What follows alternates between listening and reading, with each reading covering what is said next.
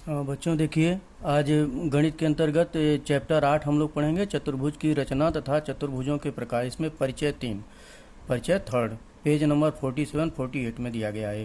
पहला है समांतर चतुर्भुज, पैरेललोग्राम।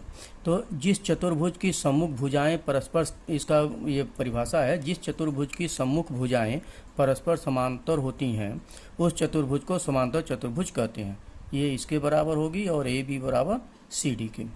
समांतर चतुर्भुज की रचना कैसे की जाती है? सात की आकृति में दर्शाए अनुसार रेख ए बी तथा रेख बी सी परस्पर कोई भी माप का कोण बनाने वाले रेखाखंड खींचना है आपको। आपने रेखा के बाह्य बिंदु से उस रेखा को समांतर रेखा की रचना करना। यह रचना की है बिंदु सी से जाने वाली रेख ए बी को समांतर रेखा खींचिए। सी से ए बी के बराबर एक समांतर रेखा खींचिए। वैसे ही बिंदु ए से जाने वाली रेख बी सी के बराबर दूरी लेकर के समांतर रेखा खींचिए इस पर। उसके प्रतिच्छेदन बिंदु को डी नाम दीजिए। तो चतुर्भुज ए बी सी डी एक समांतर चतुर्भुज है, ऐसा बन जाएगा आपको। ध्यान दीजिए कि समांतर रेखाओं की तिर्यक रेखा द्वारा बने अंतःकोण परस्पर संपूरक कोण होते हैं। संपूरक कोण 180 अंश का होता है। तो उपरोक्त आकृति में मेजरमेंट कोण ए प्लस यम कोण बी, ए और बी बराबर कितना हो जाएगा? ये 180 अंश। यम कोण बी और यम कोण सी, बी और सी 180 अंश हो जाएगा। कोण सी और डी 180 अंश हो जाएगा और कोण डी और कोण ए भी 180 अंश हो जाएगा। तो भुजा ए बी पैरेलल, भुजा ए बी समानांतर का ये निशान है। भुजा ए बी समानांतर भुजा सी डी, ए बी समानांतर सी डी और भुजा ए डी समानांतर भुजा बी सी, ए डी समानांतर भुजा बी सी। जितनी लंबाई इसकी होगी उतनी उसकी होगी, जितनी ए बी की होगी उतनी सी डी की होगी, भुजा बी सी। इस प्रकार चतुर्भुज ए बी सी डी एक समांतर चतुर्भुज है। अब समांतर चतुर्भुज के गुणधर्म क्या है? पहला है सम्मुख कोणों के माप समान होते हैं। ये जितने अंश का होगा उतने अंश का ए बी होगा, ये जितने अंश का होगा उतने अंश का ए बी होगा। सम्मुख होते हैं अर्थात अर्थात सम्मुख कोण सर्वांगसम होते हैं। यम कोण ए बी सी बराबर यम कोण ए डी सी इसके बराबर। और कोण बी ए डी बराबर कोण यम कोण बी सी डी। तो ये इसके बराबर सर्वांगसम है। तो दूसरा है सम्मुख भुजाओं की लंबाई समान। सम्मुख भुजा जो उसकी लंबाई समान होती है, अर्थात सम्मुख भुजाएं सर्वांगसम होती हैं। लंबाई ए बी बराबर लंबाई सी डी, अभी आपको मैं बताया, और ए डी लंबाई बी सी। तो ये दूसरा हो गया इसका गुणधर्म। तीसरा है विकर्ण एक दूसरे को समद्विभाजित करते हैं। इसमें विकर्ण खींचेंगे तो एक दूसरे को बीच में ये समद्विभाजित करते हैं। इसमें ए ओ जो ये करेगा, जो ए बीच में होगा वो ए ओ और सी ओ बराबर 1/2 लंबाई ए सी का, ये पूरा ए सी का लंबाई ये हो जाएगा। और लंबाई ए और बी ओ बराबर डी ओ। इस तरह इसको बना दीजिए।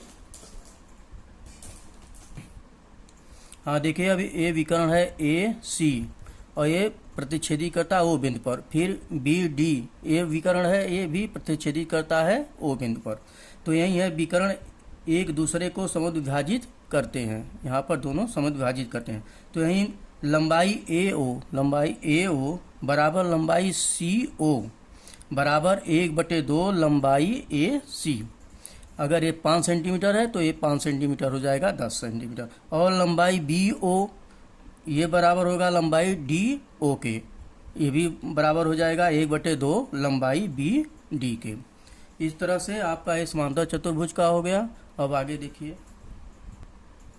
हाँ देखिए, जैसे ये ए ओ 5 रहेगा तो ए भी 5 रहेगा, तो इसी प्रकार बी ओ भी 5 होगा और ओ डी भी 5 होगा, बरोबर होगा दोनों।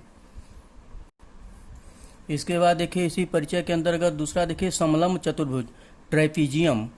जिस चतुर्भुज के सम्मुख भुजाओं की एक ही जोड़ी समांतर होती है उस चतुर्भुज को समलंब चतुर्भुज कहते हैं। एक जोड़ी उसकी समांतर होगी, चाहे ये हो चाहे ये हो। आकृति चतुर्भुज डब्ल्यू एक्स वाई जेड में रेख डब्ल्यू जेड तथा रेख एक्स वाई सम्मुख भुजाओं की जोड़ी समांतर है। ये दोनों समांतर है। परिभाषा के अनुसार चतुर्भुज WXYZ एक समलंब चतुर्भुज है।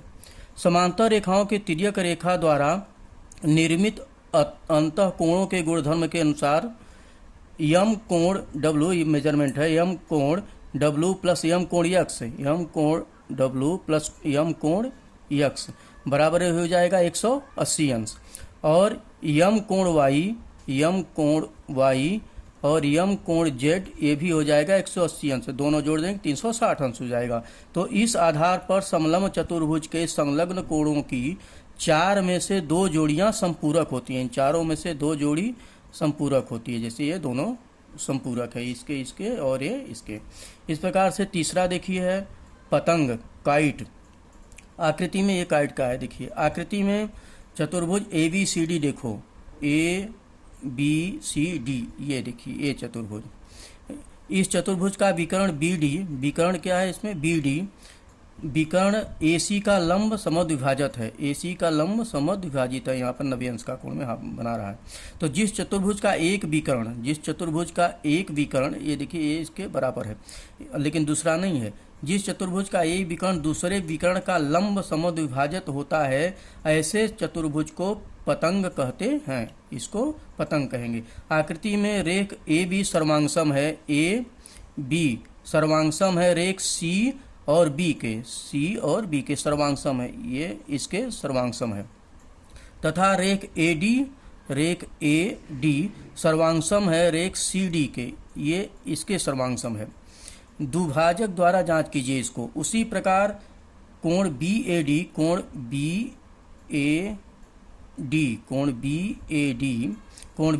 तथा कोण BCD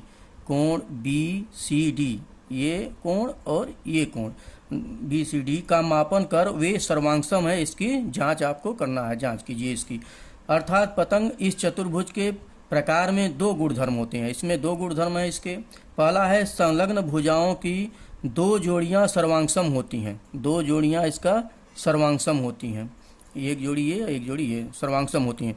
दूसरा सम्मुख कोणों की 1 जोड़ी सर्वांगसम होती है और सम्मुख कोणों की 1 जोड़ी, यहाँ इसका ये कोण, दोनों सर्वांगसम होती हैं। इस प्रकार से परिचय 3 के अंतर्गत आपने 3 चीज समानांतर चतुर्भुज, समलंब चतुर्भुज और पतंग के बारे में जानकारी इस वीडियो में आपको दी गई है।